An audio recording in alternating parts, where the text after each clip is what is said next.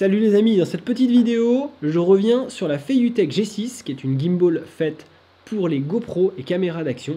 Je vous l'avais présentée il y a quelques semaines dans une vidéo. Je reviens sur mes essais terrain et je vous dis ce que j'en pense en détail.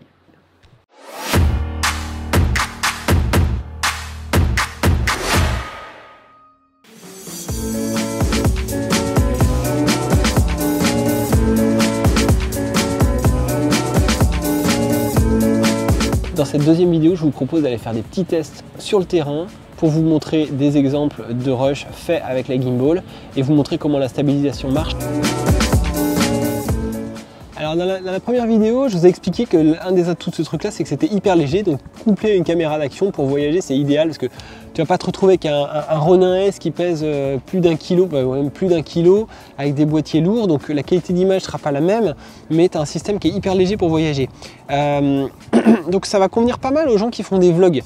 Et le premier test que je vais faire, c'est justement les conditions vlog où tu as ta caméra à main levée et tu promènes avec, tu marches, tu cours, tu évolues avec sans trop te poser de questions. Petit point fort, le système de fixation de la gimbal, de la G6, consiste juste en un petit arceau en métal qui ne va pas venir obturer les micros de la caméra. Le problème quand tu utilises les caissons GoPro, tu assourdis le son est moins bon, le son enregistré est plus sourd, il est moins bon que quand tu utilises la caméra nue à main levée, à condition bien sûr de ne pas mettre les doigts sur les micros. First test, je marche sur la plage avec la gimbal. Je marche. Je fais pas d'effort particulier, je marche juste normalement. Je marche pas comme un steadicammer, j'amortis pas mon pas, je marche normalement. Voilà, et je cause, je suis en mode selfie. Tac, voilà, ça c'est pour la marche. Et maintenant je vais me mettre à courir. Je vais me mettre à courir. Test 1, 2, 1, 2. Je cours. Je fais pas d'effort particulier. J'en rajoute pas non plus, mais je cours. Et on est bon. Voilà.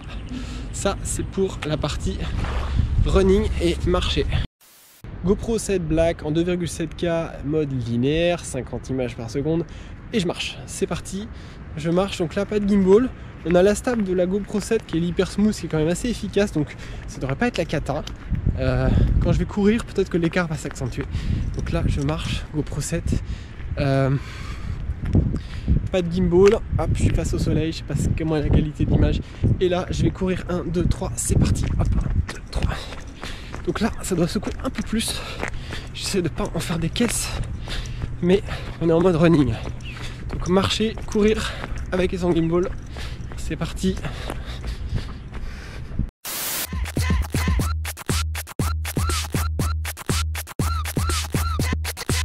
Putain, elle a encore planté la conne. C'est pas la stabilisation le problème, c'est la fiabilité de la GoPro. Le gros problème de la GoPro, c'est que c'est pas du tout un outil de travail fiable. J'ai jamais pu compter sur mes GoPro. J'ai eu la 3, j'ai eu la 5 Black, j'ai eu la 6 Black, j'ai la 7 Black maintenant. Et c'est toujours le même constat, ça plante. J'ai des erreurs cartes. Elle chauffe, elle bloque, elle freeze. T'es obligé d'enlever la batterie pour la remettre. Alors quand elle est dans son boîtier, c'est la merde. Voilà, j'ai un vrai problème avec ces caméras. Elles sont indispensables. Mais j'aimerais bien essayer la DJI Osmo Action parce que c'est vraiment de la merde la GoPro, ça bug tout le temps, c'est hyper chiant. Enfin voilà, parenthèse. Tac, et on se refait le test en super view, c'est le mode le plus large de la GoPro avec les gimbal. Tac, test.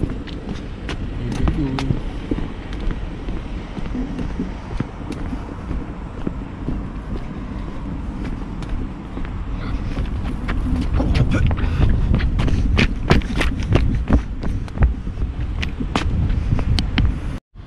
Et reteste cette fois-ci en mode super view, le mode le plus wide, sans la gimbal. C'est parti en kiki. Tac, 2, 3, 4. Tac. Test. Et on comprend.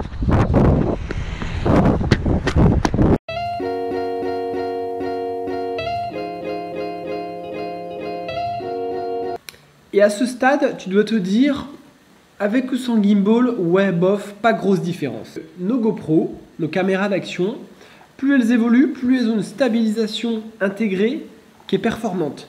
Il y a une stabilisation intégrée qui est maintenant tellement performante dans ces caméras que finalement, cette stabilisation des caméras vient concurrencer ce produit et que dans certains cas, on pourra estimer qu'on n'a pas du tout besoin d'aller plus loin et qu'on n'a pas besoin d'un stabilisateur. Alors bien sûr, ça va dépendre des usages. Il y a des mouvements de caméra que tu pourras jamais faire même avec la stabilisation de la GoPro.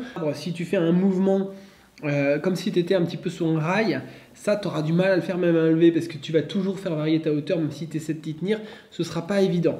Donc par contre, là où ça va être utile, c'est quand ta caméra est bridée. C'est-à-dire que une GoPro par exemple, si tu veux filmer en 2,7K à 50 images par seconde, tu vas pouvoir te mettre en mode linéaire, donc ce mode non déformant, et tu vas avoir la stabilisation. Dès l'instant que tu veux filmer en 100 images par seconde, mettons que tu veux derrière faire du gros slow motion avec des mouvements très très fluides, très très sympas, ralentis, tu perds la stabilisation, c'est-à-dire que tu n'as plus rien.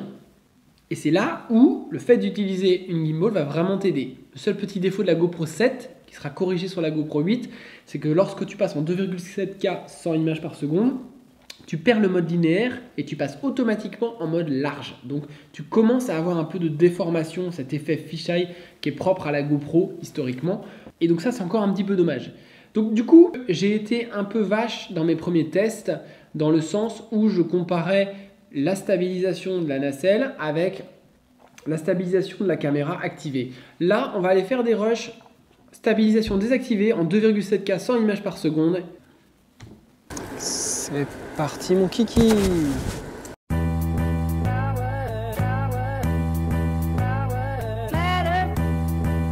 Petit test en micro-cravate. Donc j'utilise des micro Rode Wireless Go et une GoPro Hero Black 7 avec un skate Evolve.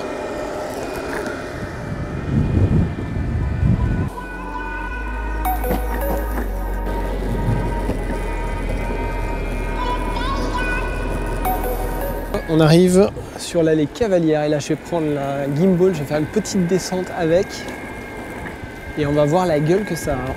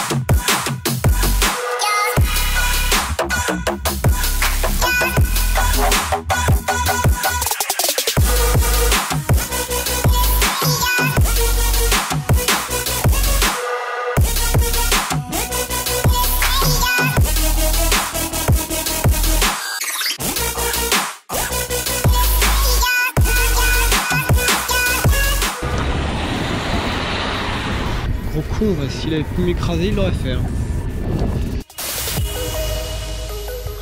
Il y a aussi eu cette petite session voiture télécommandée qui était assez sympa Et là pour le coup, j'ai utilisé le mode pas cinématique mais le mode normal qui est un mode plus rapide qui permet à la gimbal d'être plus réactive, de suivre le sujet et les mouvements de poignet et changement de direction de manière plus directe. C'était beaucoup plus adapté, clairement là le mode cinématique ne convenait pas. Les images.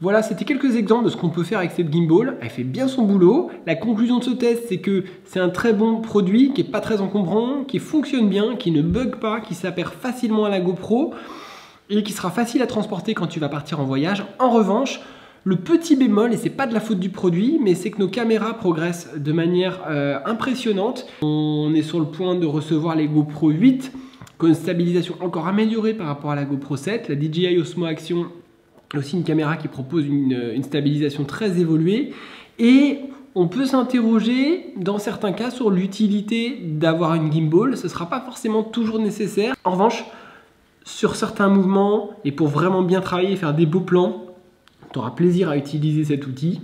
Et encore une fois, il permettra d'accéder à des résolutions dans lesquelles ta caméra ne t'offre pas toutes ses performances en stabilisation. Et c'est là que la gimbal prend le relais et va te permettre de filmer dans les meilleures conditions.